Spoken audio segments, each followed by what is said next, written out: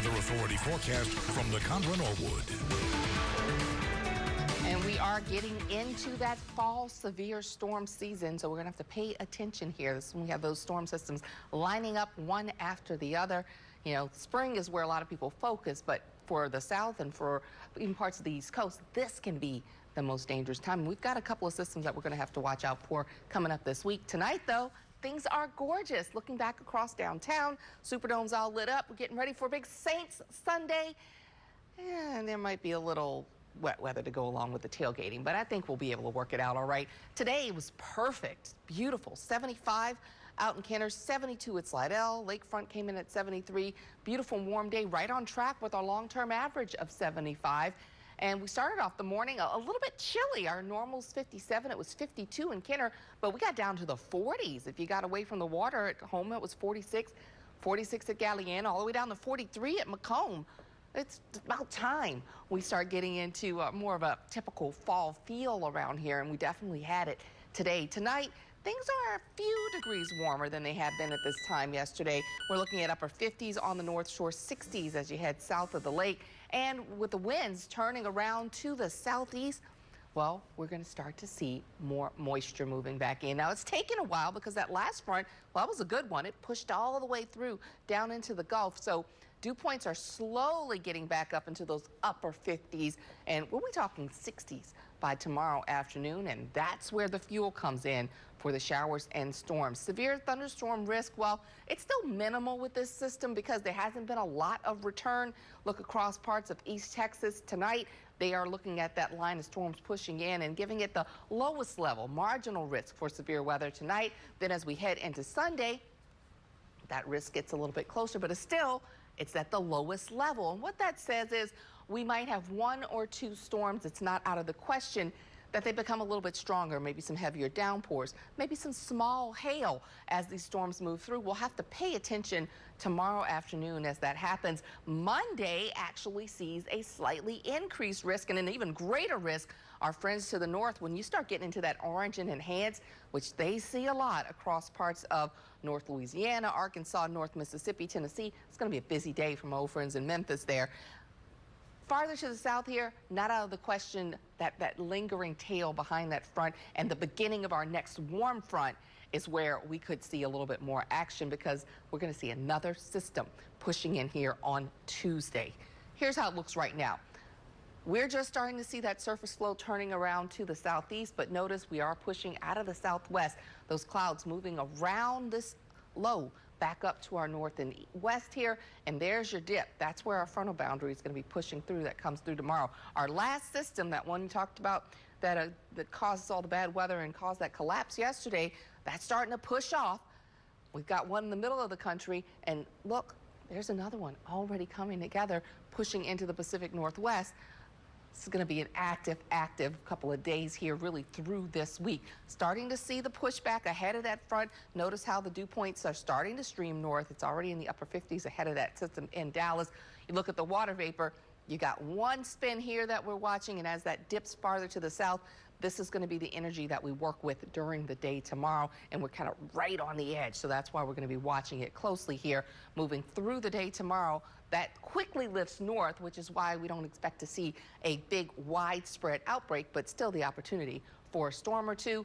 Next system, here we go Monday into Tuesday. That's when we'll see the action from that. And then even as we head a little farther into the week, well, we're looking at another wave of energy that comes on in and could be bringing us an even stronger front. That one we're going to be on the lookout for here headed into the weekend. And once we see the dip behind this, that's going to be some colder air for us heading into Friday and Saturday. So right now, timing looks like between 10 a.m. and 4 p.m. So yeah, if you're tailgating for Saints, you may be running into one of these storms. So be aware of that.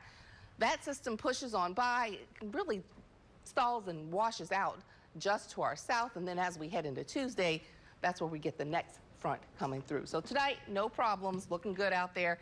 Temperatures in the upper 60s and upper 50s. What we'll be looking ahead towards, temperatures very warm, hovering in the upper 80s until that next front. And look at the big dip by next Saturday. We may be topping out in the 50s and kind of a roller coaster as far as rain chances go. Don't forget, This is the night that you need to fall back. That's what we're going to be looking for here. So, yeah. Tonight? Tonight. Okay. Tonight All right, fall is back. the fallback night. Keep track with your Fox 8 weather app, and that's 7-day forecast. It could be worse. Don't worry too much about the storms on Tuesday. Should be plenty of dry hours in there. We are dealing with another day of record-breaking heat. And the temperatures could climb even higher before the sun sets. You can see there aren't many clouds to shield people from the sun along the lakefront. As Nicondra Norwood shows us, more heat is on the way. And just as we say that, here we go, the 4 o'clock observations coming in. And yes, we've come up another degree. It's now 95 out at the airport in Kenner, 90 at the lakefront, 93 in Hammond. It's a hot day. It's a record-breaking day. Yesterday, we made it up to 97. That became a new record for the month of May. It's not out of the question that maybe we get there again, and it certainly feels like it already, at least once you factor in the dew points. You look at most of the area and you say, well, wait, what's that 75 at home? There's some shower activity, some clouds around there. That's going to be the one break that you have. Notice, now, Pascagoula had some big storms move through earlier. That's quieted down now, but check this out. Near Homa, over here as you get to parts of St. Mary's Parish, you're seeing a little bit of that afternoon convection bubbling up, and that should help. Those are the things that you're going to need to help cool temperatures down around here, because otherwise we're keeping the heater on. Those mid-90s all across the region, you see, very much depends on where you got the rain. Back to the east, where we're still dealing with that low moving in and pulling the Gulf moisture across. Well, they've seen their temperatures break just a little bit. We have our dew points here in the upper 60s, so that means it's sticky. We talked about the heat indices feeling hotter. Well, this northerly flow that we've had in place, that makes all the difference. That's why we've been able to see those hot temperatures around here, because we don't have the Gulf breeze helping to cool us down. So right now, as you look at the visible satellite, that's an indication of just how we've had all the sunshine in through the day today and just barely getting a few clouds. I'll have more details on the heat ahead in your Weather Authority forecast. Today, we use a lot of high-tech communications devices. Yeah, but meteorologist Nicondra Norwood shows us a group using an old-school communications technique that could just help keep society together in the event of a major disaster. In a time where we have access to the world at our fingertips, it's easy to forget that ease of communication is fairly recent. It's the magic of contacting someone without any wires in between. Before cell phones and Facebook, There was no internet, and telephones were still rotary dial. to make friends around the world, you had to go ham. We're talking about high-frequency amateur radio. Chuck Sanders went ham in 1957. He was 14 and inspired by his uncle, also his high school principal. And he would sit there and have somebody call in from Australia or New Zealand and wherever, and I thought, wow, this is something else, and that's kind of how I got hooked. Whiskey 5, Golf, Alpha, Delta. The Jefferson Amateur Radio Club is going strong. And we've tested people as young as 7 years old.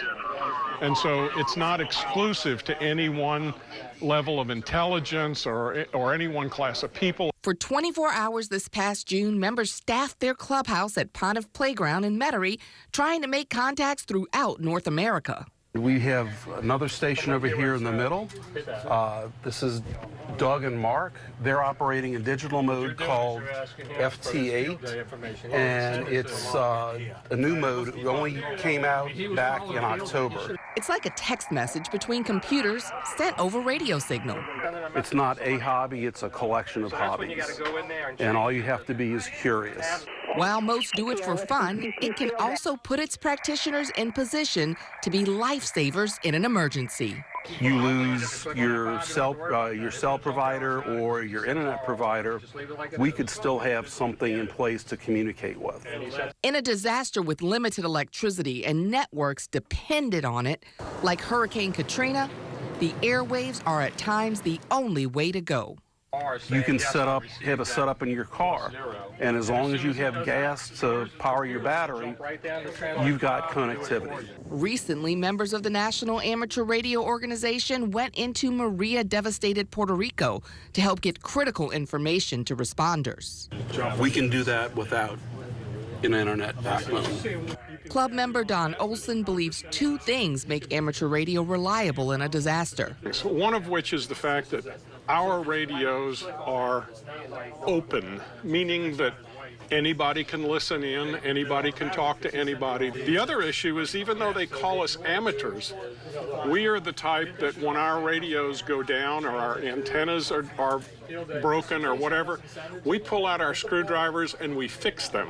Every exercise is like practice in case those skills are needed in an emergency. Some operators take it to the extreme, taking expeditions to some of the most remote islands in the world just to send radio signals. The ability to set up a communications network with batteries, generators, and mobile antennas sets this group apart. We actually provide something that nobody else really does. So, we're pretty proud of that, but, we feel like it's our duty to provide that service. Some already have an emergency digital network in place.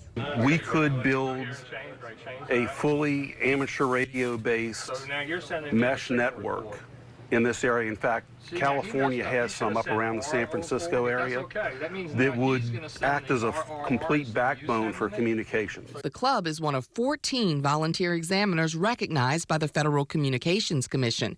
It provides all the study materials, and you can get licensed with just a one-day class. That's right. You just have to have a license. That's the price for entry. Is to get licensed by the FCC. You don't have to pay anyone to communicate. Compared to hefty mobile and internet bills, less than $20 and a little time and effort sound like a good deal. Nicondra Norwood, Fox 8 News.